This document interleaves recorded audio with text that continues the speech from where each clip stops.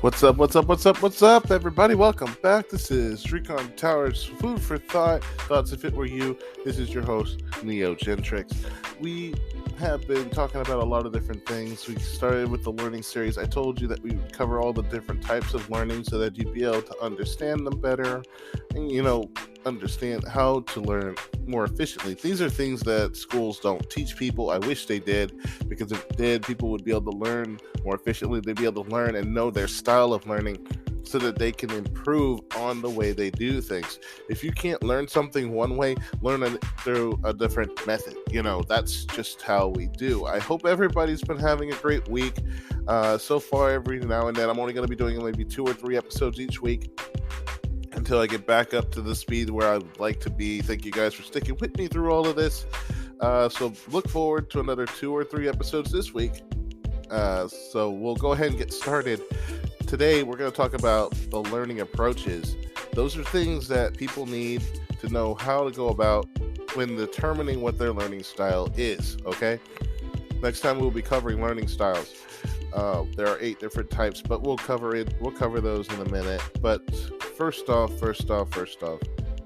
like I said, there are so many different ways to approach this, and how you learn is one of those things that you need to learn how to be able to handle or deal with. So over the years, many theories have been developed to examine the process involved with learning, and most learning theories concentrate on the significance for the way that learning is delivered to you. So there are many different ways of learning, both formally and informally, as part of a group, such as a classroom setting, one-on-one, mentoring, coaching, or just self-learning if you're one of those types. Furthermore, people learn differently at different times in their lives and in different circumstances, okay? These approaches that I'm going to cover, there's 3 of them. They are, first off, the one that is concerned with the learner's response to some form of stimulation is called the behavioral approach. We're going to cover that. And then there's one that deals with knowledge and knowledge retention, like, getting ready to take a test and making sure you remember the information that you learned. That's cognitive. That's this cognitive approach. And then there's the humanist approach, which is based on explanations of, another person's experience, whether yours or someone else's. So these are the 3 different approaches that we have that are capable of being used to teach somebody how to learn something. And I'm going to go ahead and try to go into them as best as I can, so that you understand the theory behind this. I'm going to keep it as simple as possible. I don't want to go off into some tangent. I'm not trying to make it seem like, I'm saying you're unable to learn if you're not able to use one of these 3 methods. No. Everyone should be able to use all 3 methods, but some people are either medically incapable or so on and so forth. So take it with a grain of salt, find out which method works best for you, use that.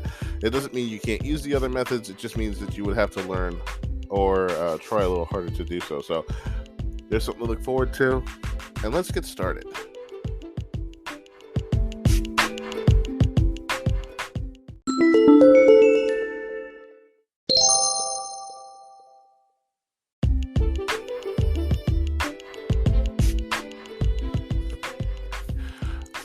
All right, everybody, welcome back. Let's go ahead and start talking about the behaviorist approach, okay? This approach, the one I mentioned before, is based on the idea that the learner responds to a stimulating environment, okay? The role of the learning facilitator here for this thing is supposed to provide relevant and useful stimuli, something that stimulates the learner so that they respond to and gains the required knowledge and experience of whatever it is that they're trying to teach them, okay? In this approach to learning, it centers around the belief that the appropriate behavior can be taught through constant repetition of certain tasks and combined with feedback from the facilitators, the people that are in charge, okay? So Positive feedback encourages and reinforces success, while negative feedback and intermediate correction discourages the repetition of any mistakes or desirable behaviors.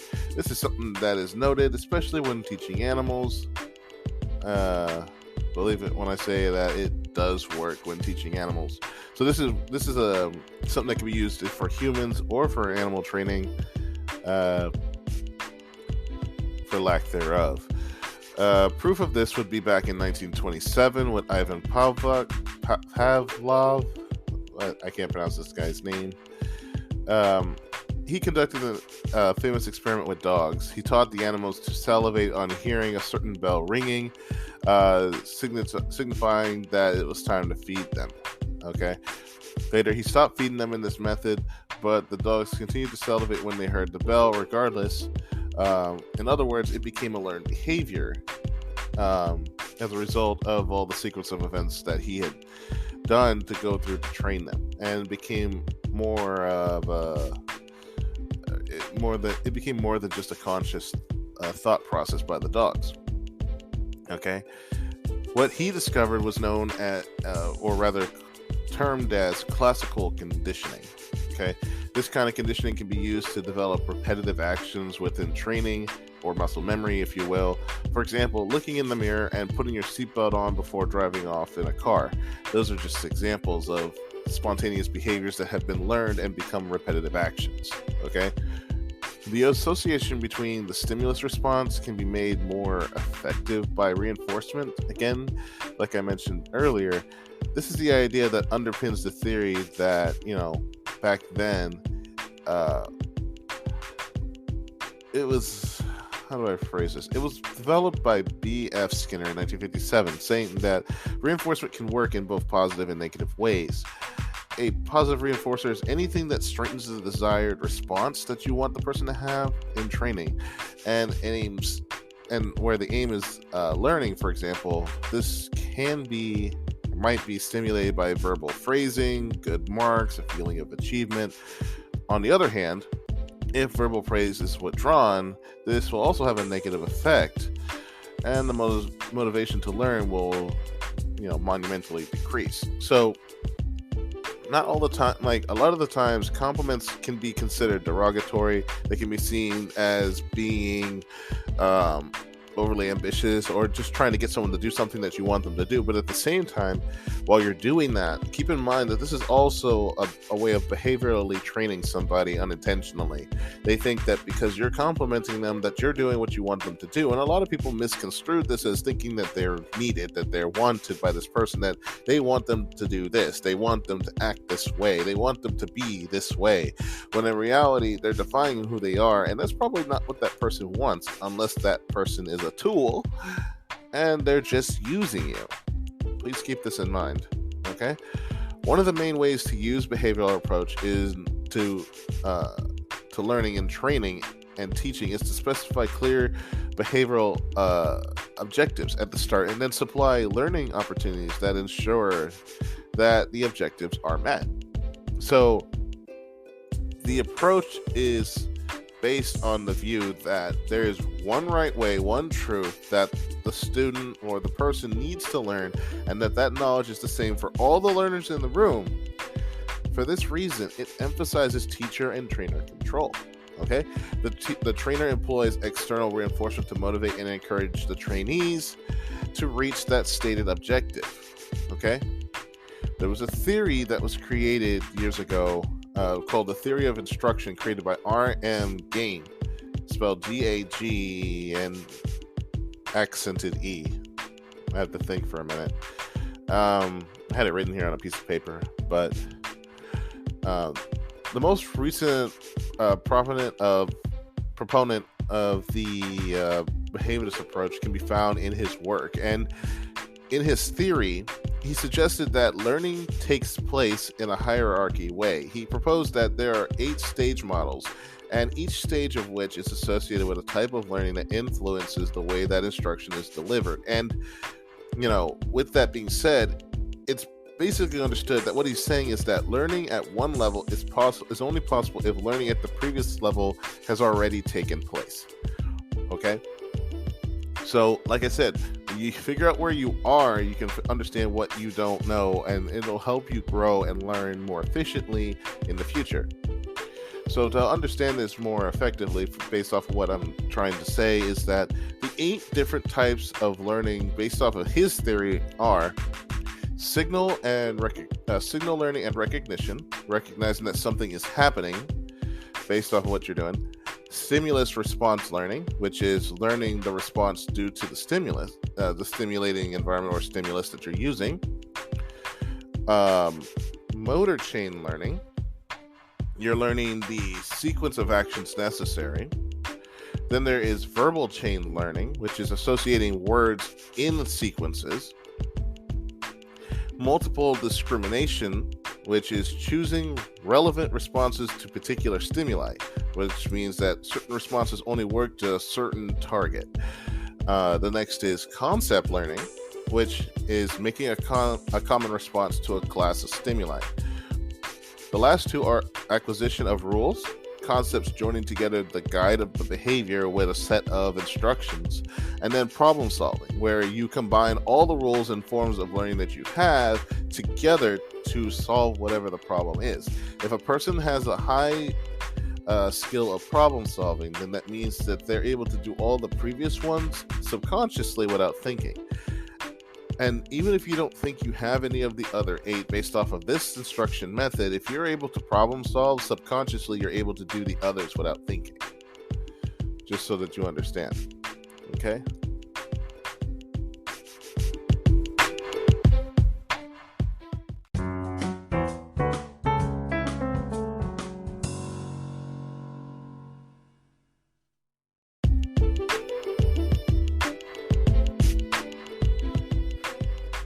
All right, everybody. Now that we got through most of that information, let's go ahead and move on. The next thing would be social learning theory. Okay, so we're still talking about the behavioral approach. Okay, we'll get to cognitive in a second, but I want to go ahead and talk about social learning.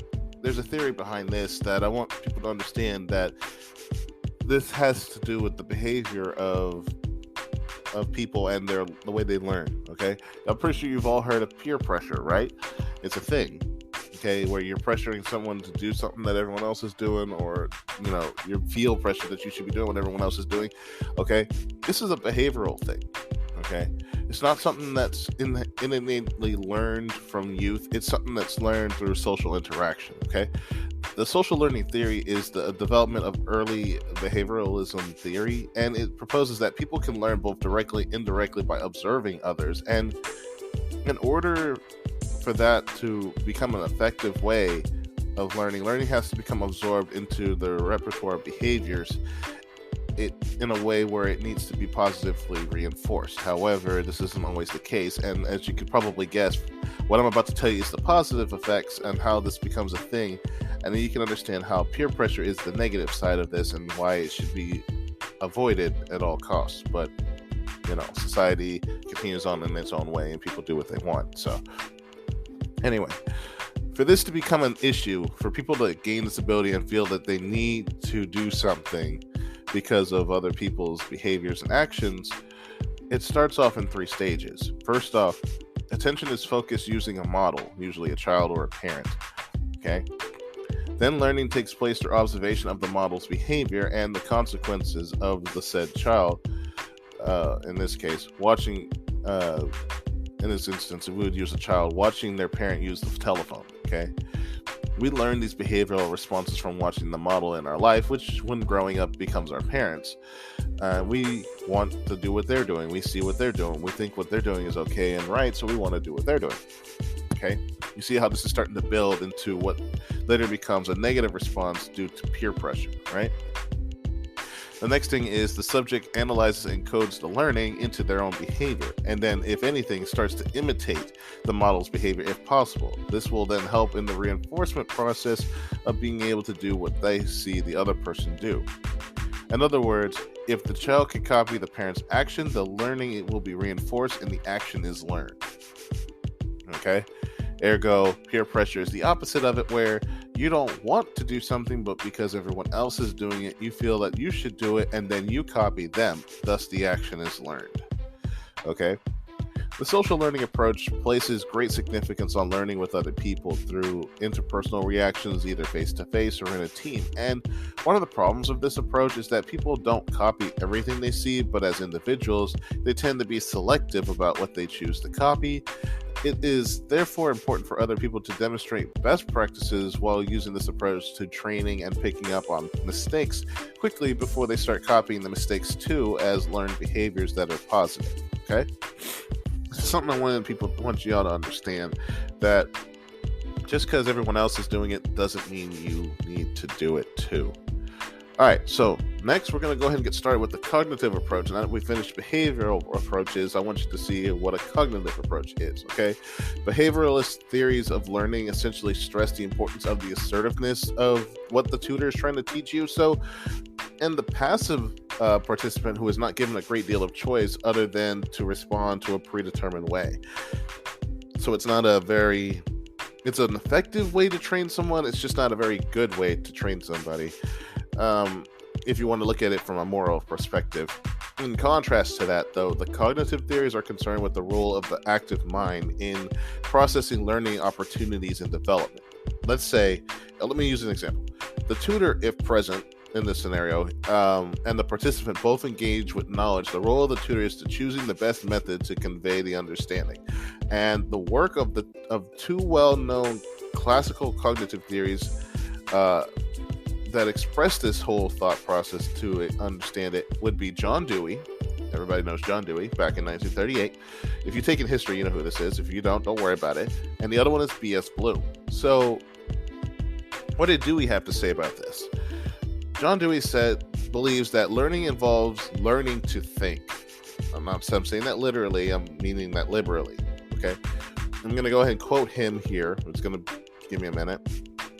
He says that the process of learning is more than doing a task or an activity. It requires reflection and learning from this. Okay, so to Dewey, the purpose of thought is basically attaining a state of equilibrium, enabling an individual to solve the problem and prepare themselves for further inquiries rather than just giving them the solution or acting a certain kind of way to get a certain result.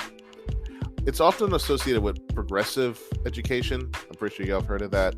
Dewey rejected traditional forms of education based on the reinforcement of information where the student had a passive role, suggesting that this type of learning was superficial. He said that learning only occurs if the student plays an active role in the process, actually doing it.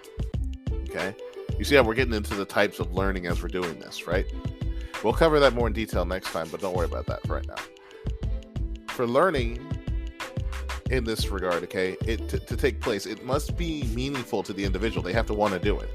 The student critically reflects on the information presented. They have to be able to experience the information and the way to facilitate this is to draw on past experiences and show them or allow them to do it. It can be argued, therefore, that Dewey was one of the foremost proponent people of experimental learning, but that's neither here nor there. That's not the point of this, okay?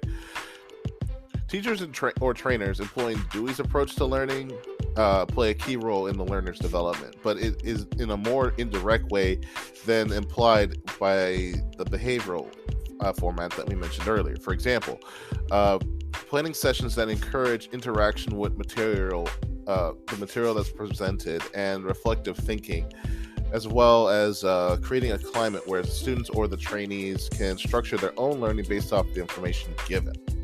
Okay, kind of like math class, where they not only explain how the problem works, but they make you come up there and do it too.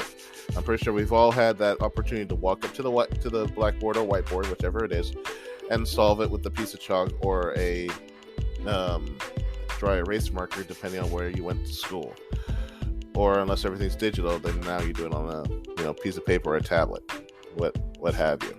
Okay, so the other one, B.S. Bloom, basically another theorist in the cognitive approach, consider learning occurs in both the cognitive domain that is associated with memory and understanding, and the affective domain, how feelings or emotions change as a result of learning. So basically, this person is saying that the way you remember and do stuff off of memory and understanding is also based off of how you feel at that moment. He suggests that parallel learning between the cognitive and the affective domains of your brain. In a cumulative way, it depends on the degree of difficulty, how hard it is. The degree in which learners can use this will depend on that person. I would use my girlfriend as an example in this, but it's not fair to her if I do that. So let's just use a different person in this approach. So when it comes down to it, cognitive approaches and the affective response in your feelings or your emotional state helps with learning in a certain way. Knowledge, when it comes to the knowledge cognitive aspect, you have to be willing to receive the information. When it comes to comprehensive, you have to be able to respond to the information. When it comes to the application of it, you have to value what you're using and want to use it. When it comes to the analysis and synthesizing of the information to act in the process of applying it, you have to be able to conceptualize. You have to be able to think through it and know that you can do it. Then last but not least, evaluation, being able to organize everything and put it together. Get yourself together and focus. So that's the essentials of how Bloom states that this should work.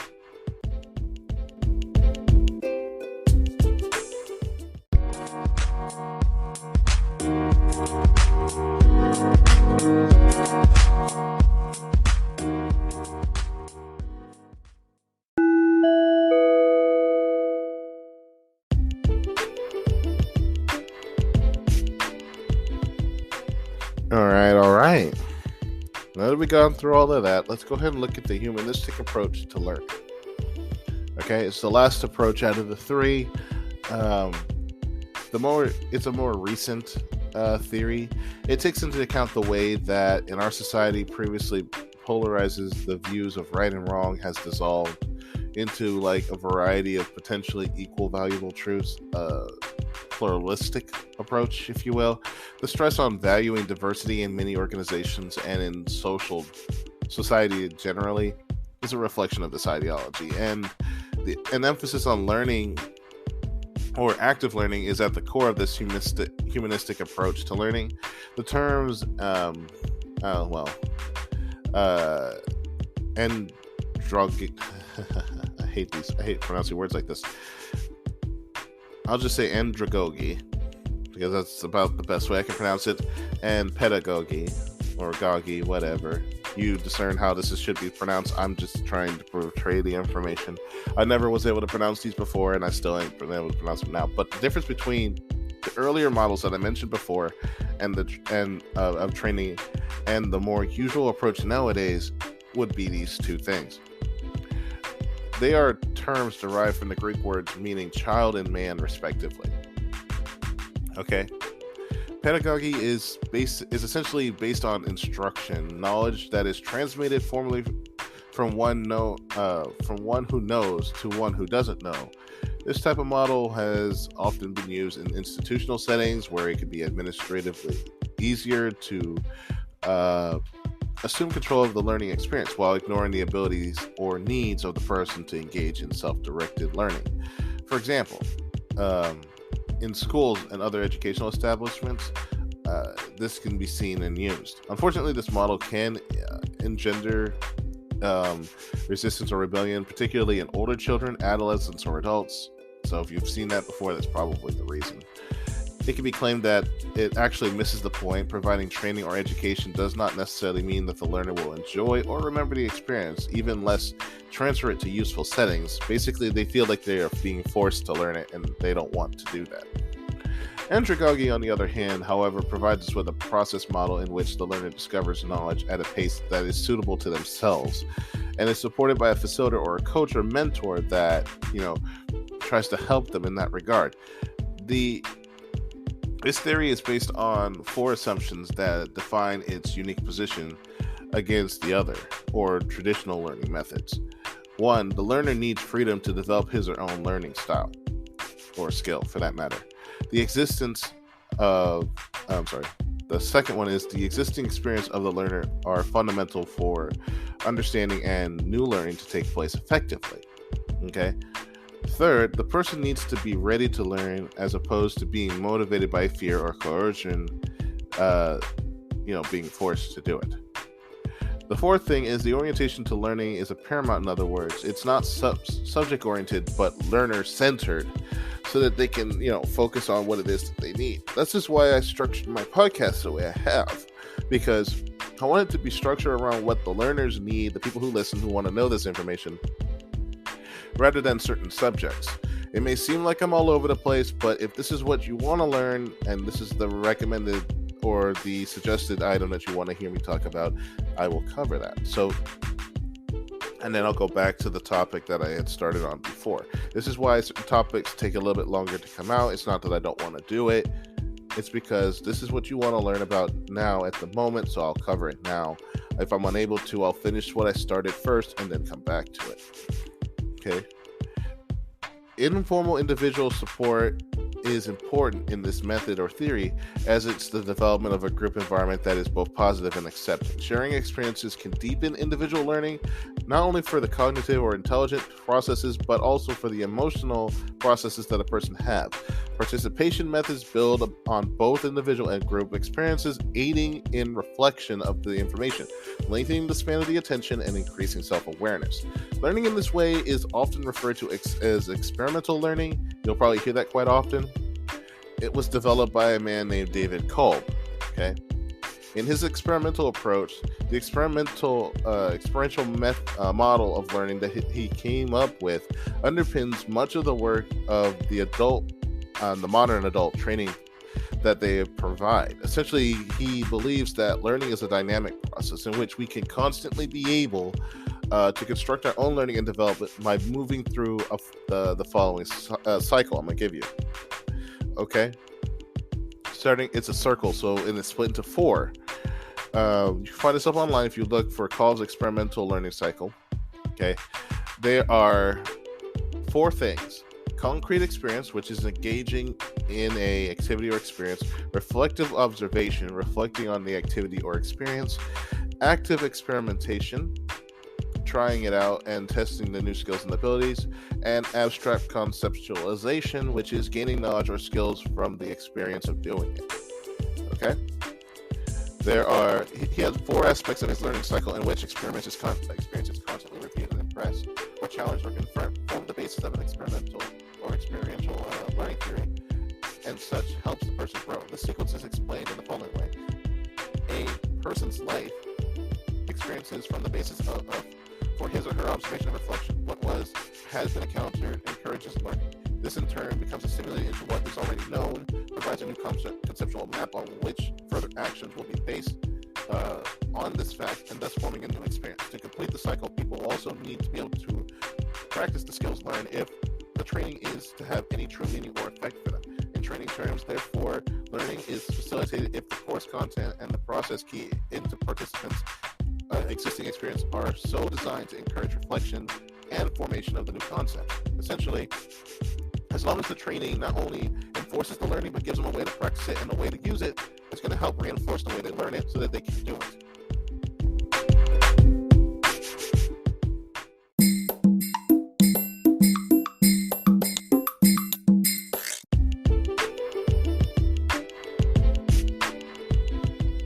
Alright guys, let's go and finish this off with another theory based off of the humanistic approach. And that would be the Bandura self-efficacy theory. Okay? Albert Bandura was a key proponent of social learning, who also popularized the notion of self-efficiency or self-efficacy. His theory takes into consideration how people perceive themselves or how they appraise their own level of competence in the process of learning. People low in self-efficacy will dwell on their perceived inadequacies and difficulty of their situation. Conversely, people high in you know what? I'm just stop saying this word. People high in this form will see a situation as a challenge rather than a problem and focus on what needs to be done. They manage threats well and can, apply their knowledge to different situations.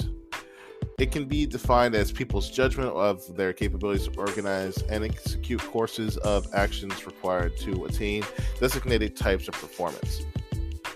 Okay, he suggested that the strengths of an individual's convictions in his or her own effectiveness determines whether he or she will even try to cope in different or difficult situations.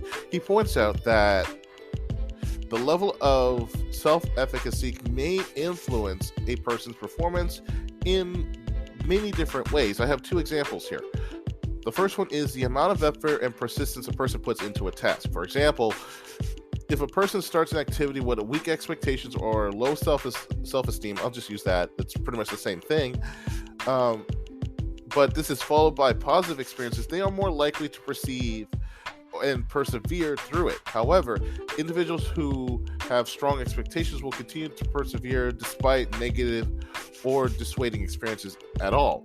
Okay, so even if they don't have the positive experiences, they will still try to persevere just because they have strong expectations of how it's supposed to be. You could be one or the other. You may be one of the ones who need the extra boost to help get you through it. The other option is the actions or tasks people choose. Individuals will be more inclined to undertake tasks in which they have strong expectations and less inclined to do those linked to weak expectations. So if the outcome seems like it's not worth, the living hell that it's placed on, they're probably not going to bother.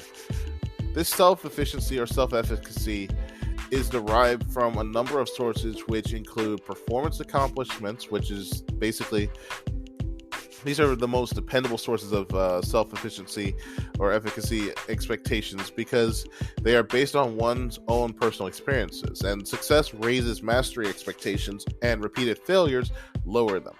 Okay. The second one is vicarious experiences, which is watching others undertake fearful or feared activities without negative consequence. This can also create a positive expectation in the observer and is sometimes referred to as modeling to, get them to do something that they would otherwise probably never do because they were afraid of the outcome. The third one is verbal persuasion. Okay. Individuals can be led to believe that they can cope successfully. Expectations created in this way, however, tend to be weak. Therefore, you really shouldn't use this unless you have to, and they tend to be weak, and unless accompanied by a authentic experimental or experiential base. Basically, it's very, very weak. It doesn't always work unless you have someone or something there that helps bring it along or helps with the encouragement. The third one is emotional arousal. This is the one that seems to be more common but misused. People partly rely on their physiological arousal to judge anxiety states. High aversion arousal tends to debilitate performance, whereas with a calm and low arousal setup, success is more likely. If a person is anxious and overly animated in doing something, they're more likely to not do it or fail than if they just calmly, rationally try to think it out. Okay? The implication for training designs are various and includes different settings that are either realistic, but even if they are realistic, they're not too easy a goal that anybody can achieve them. There's still something they have to work towards. And in order for the people to feel that they've really achieved something and ensure that people have the support and rewards that is necessary, they have to feel as if they had to work for it to earn it. If it's too easy, they're not going to feel like they gained anything from it, and they're going to come to hate it. Okay. Ensuring that people have support and rewards for their learning in either workplace or training environment, regardless of the fact, will help ensure that they learn more efficiently. If all they receive is a negative backlash or a negative outcome, it's going to hinder their learning and then for either make them stop doing what they're doing or stop wanting to be around you, for that matter, if that's the case. This goes not just for a learning environment, but this also goes for a workforce environment as well.